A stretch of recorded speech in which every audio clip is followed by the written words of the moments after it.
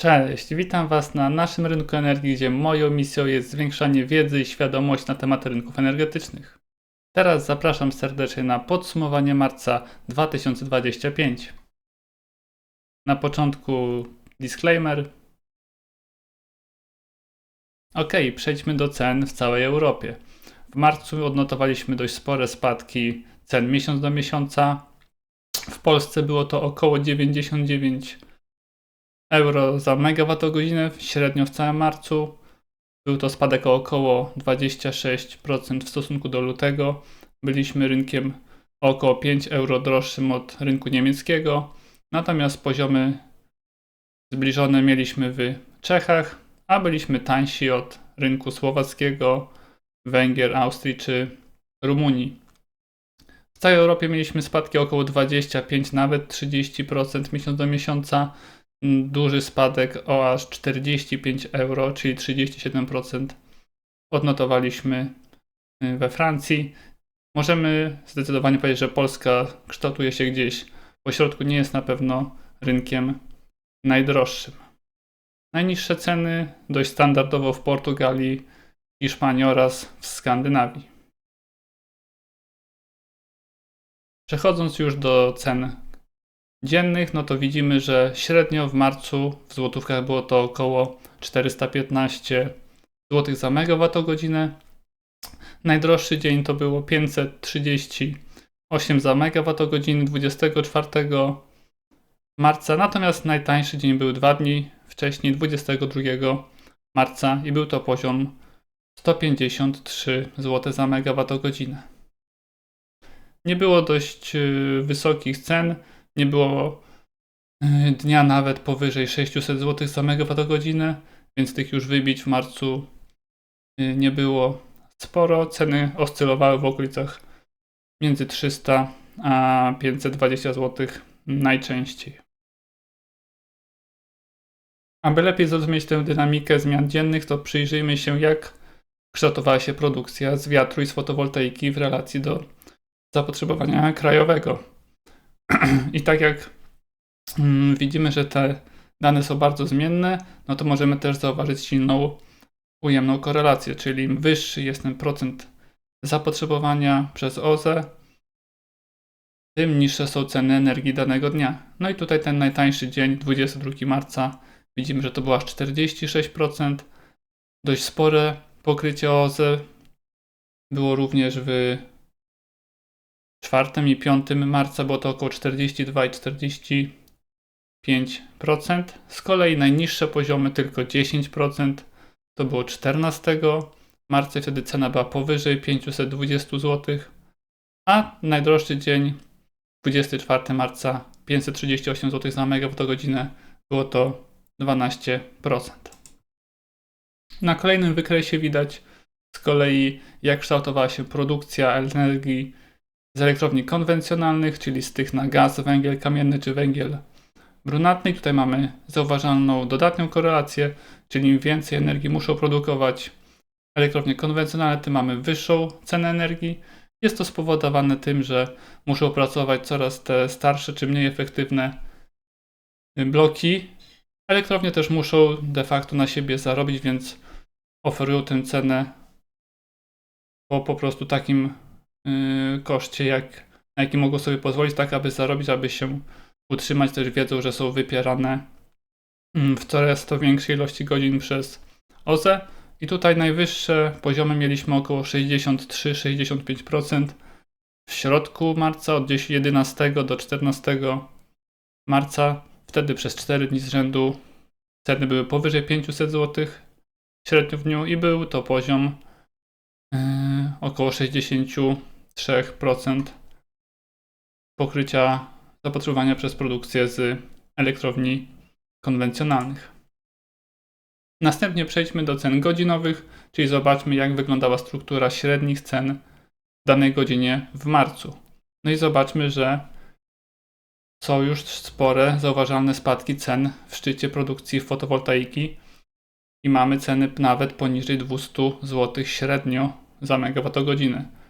Czyli godzina 12, 13, 14 średnio było to tylko 150 zł za megawattogodzinę. Więc zobaczmy, że jeżeli ktoś wtedy zużywa dużo energii, no to może ją zużyć naprawdę po dość niskiej cenie. Poranny off-peak widzimy, że te ceny są stabilne około 400 zł za megawattogodzinę. Szczyt pierwszy nie jest bardzo wysoki, to jest tylko 530 zł za megawattogodzinę, 7-8. Natomiast szczyt wieczorny, godzina 19, średnio było to aż 708 zł za megawattogodzinę, więc widzimy, że ten średni spread jest nawet w okolicach 550 zł pomiędzy minimum a maksimum w tych godzinach najtańszych i najdroższych. Następnie przyjrzymy się profilowi cenowemu w relacji do base, czyli do średniej arytmetycznej ze wszystkich godzin i porównamy tutaj luty do marca. Marzec jest linią żółtą, luty jest linią niebieską i zobaczmy, jak bardzo ten profil się zmienił miesiąc do miesiąca. Widzimy, że te godziny od 11 do 15 w marcu były bardzo nisko, nawet poniżej 50% base'u. Natomiast to wybicie wieczorne o godzinie 19 stanowiło już ponad 170% base'u, więc widzimy, jak ten marzec jest bardziej zmienny. Luty był dużo bardziej stabilny. To jest ważne dla tutaj magazynów energii, dla baterii. Widać, że jak już idziemy w kierunku lata, czyli większej produkcji z PV-ek, no to ta zmienność godzinowa mocno rośnie, więc ten spread, możliwość arbitrażu zdecydowanie się poprawia. Ta różnica jest zdecydowanie większa w marcu, aniżeli to było w lutym.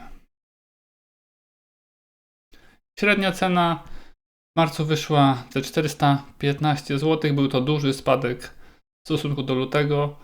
W lutym odnotowaliśmy ceny spotowe najwyższe od około 15-16 miesięcy, więc było to dość wysoko. Tutaj głównym czynnikiem była bardzo mała wietrzność w lutym i wysokie ceny gazu, a terminówka pod koniec marca wskazuje następujące ceny.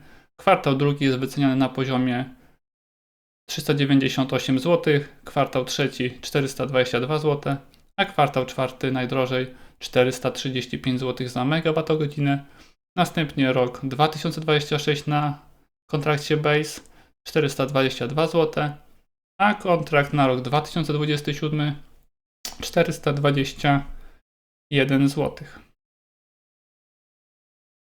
Dalej przyjrzymy się modelowi wyceny opłacalności produkcji energii przez elektrownie konwencjonalne i zobaczmy, jak to się kształtowało w marcu. Już początek marca obserwowaliśmy, że ta cena jest relatywnie bliżej high, czyli ta opłacalność jest dość wysoka, więc tworzyło to pewien potencjał na spadek cen i rzeczywiście w marcu ta cena średnio spadła. Pod koniec marca była poniżej 430 zł. Natomiast też widzimy, że w trakcie marca ten model też się obniżył, czyli koszty zmienne troszeczkę spadały. Natomiast pod koniec marca nadal ten potencjał do spadku jest troszeczkę większy aniżeli do wzrostu. Patrząc na surowce energetyczne miesiąc do miesiąca, no to zdecydowanie w marcu widać było spore obniżki. I tak jak gaz na spocie spadł średnio poniżej 200 zł za megawattogodzinę, aż o 20 prawie procent. Kontrakt terminowy na przyszły rok na gazie spadł o 11%, 22 zł za megawattogodzinę i wrócił do poziomu, który obserwowaliśmy w czwartym kwartale poprzedniego roku, czyli około 170 zł za megawattogodzinę. Na rynku węgla również mieliśmy spadki o około 8%, natomiast uprawnienia do emisji zanotowały średnio również spadki o około 9%, tutaj linią żółtą. W pierwszej połowie marca też mieliśmy dość sporą korektę lub początek nowego impulsu w górę, gdzie ceny wzrosły z 275 zł aż do 300 zł za tonę. Natomiast końcówka marca, no to mieliśmy dalsze tutaj spadki cen. Jeśli chodzi o strukturę wytwarzania energii elektrycznej w Polsce w marcu, to nadal oczywiście najwięcej energii produkowały elektrownie na węgiel kamienny, 4,7 terawatogodziny 34%, następnie węgiel brunatny 20%, 2,8 terawatogodziny i później mamy ciekawą sytuację, gaz ziemny, wiatr i fotowoltaika, było to pomiędzy 12 a 13% udziału w miksie produkcyjnym, było to od 1,7 do 1,8 terawatogodziny, więc widać, że już ta fotowoltaika dość mocno produkuje w marcu, wyrównała się prawie z gazem i z wiatrem.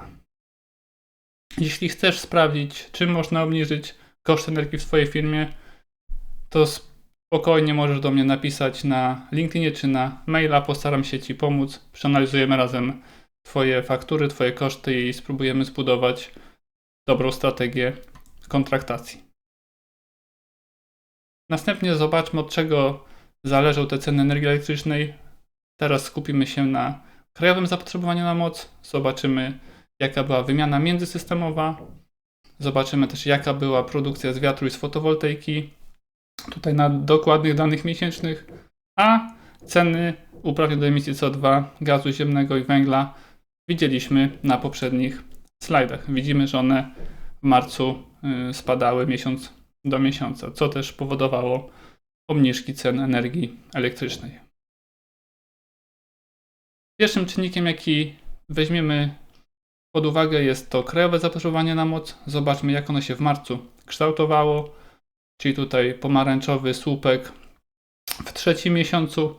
Był to poziom średnio 18,4 GW w godzinie i widzimy, że tutaj jest dość mocny trend spadkowy. Jest to niżej niż w latach poprzednich. Praktycznie każdy rok do roku to był spadek w marcu i jest to też mniej niż w lutym. Patrząc na dłuższy trend i dynamikę, to widzimy, że cały czas ta dynamika jest ujemna.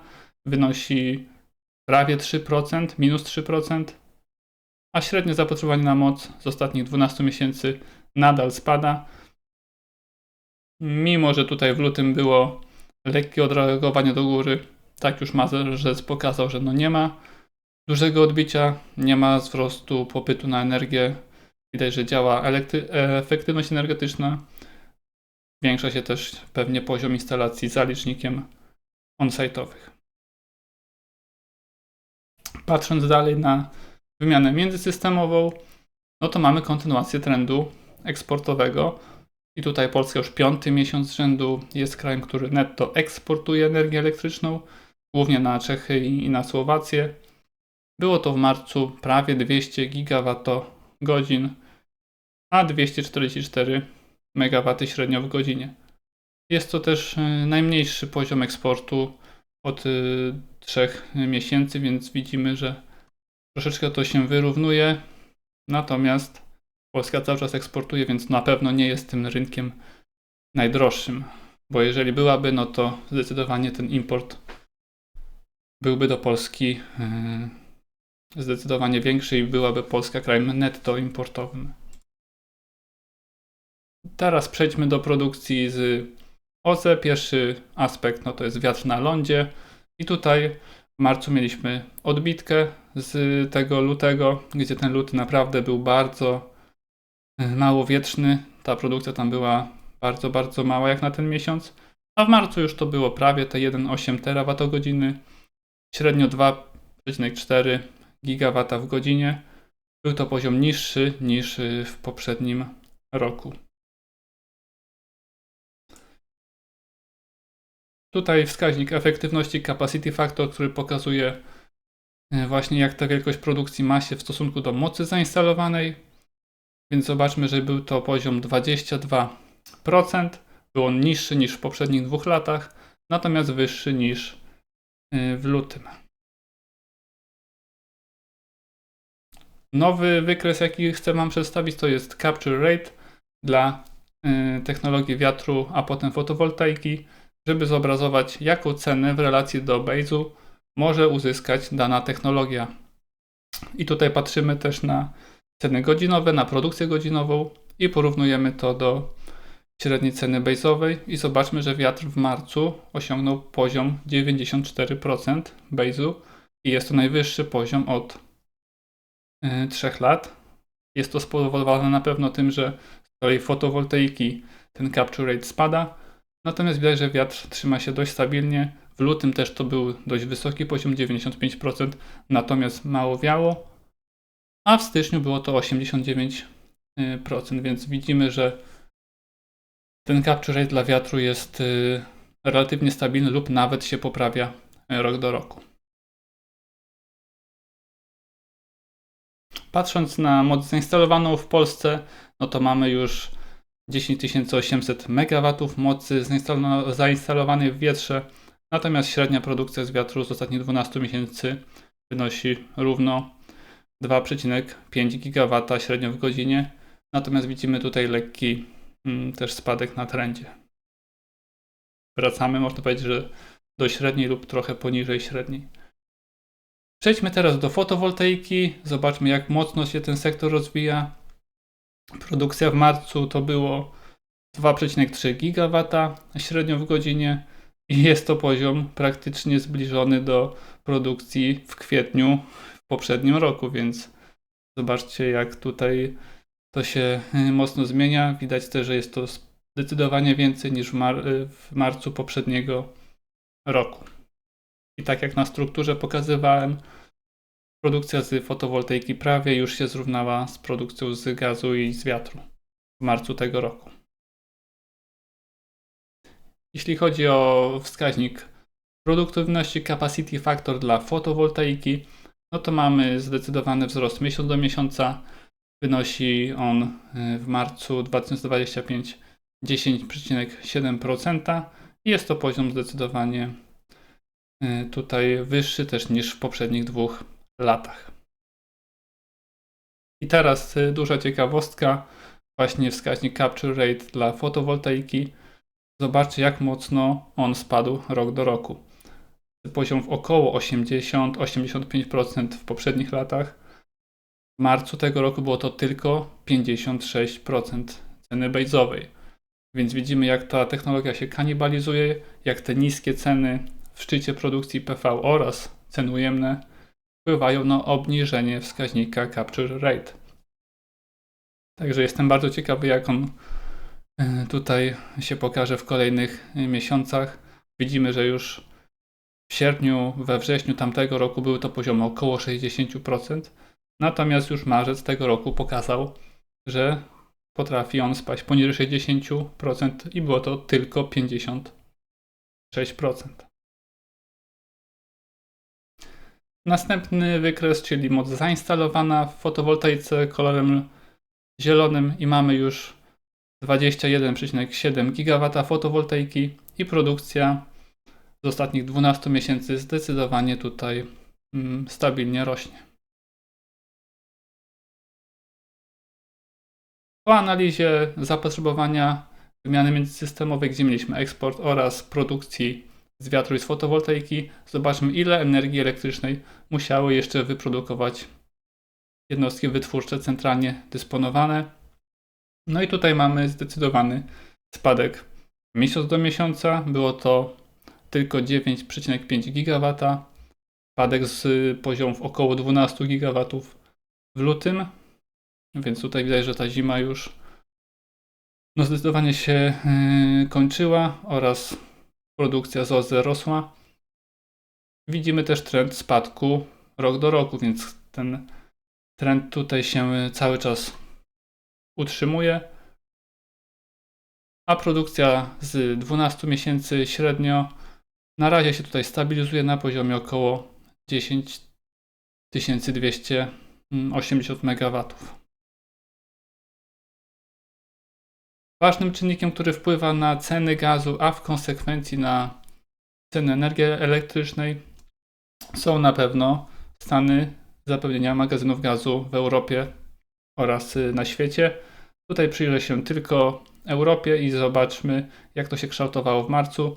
Mieliśmy nadal poziomy napełnienia poniżej 10-letniej średniej i pod koniec marca poziomy te wynosiły tylko 34%, a średnio było to 37%, więc zdecydowanie ten popyt na gaz w lecie będzie dość spory, aby uzupełnić te stany magazynowe przed kolejną zimą. to wszystko na dzisiaj. Dziękuję Ci serdecznie za poświęcony czas na oglądanie tego filmu.